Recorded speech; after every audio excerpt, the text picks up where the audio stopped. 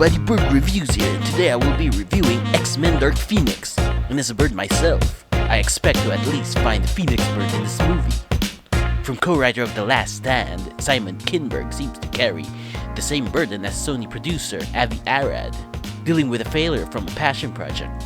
After introducing such misfire with Spider-Man 3's Venom, Arad though manages to rectify his name as many believe as a fluke, with Venom a rather mediocre film that became somehow a hit.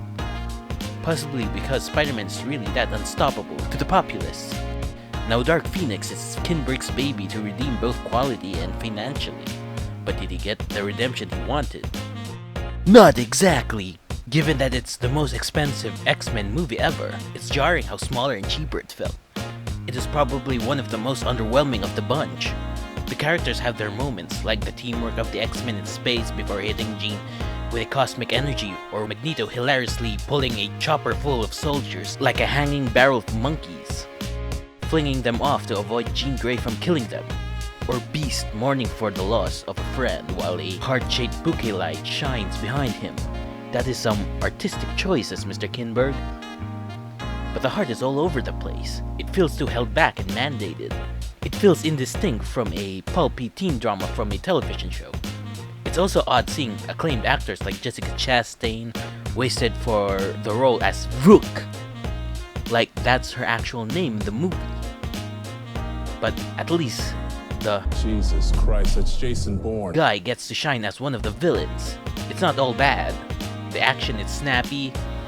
It's not a chore to sit through. Hans Zimmer's score is excellent. Overall, it's just whatever.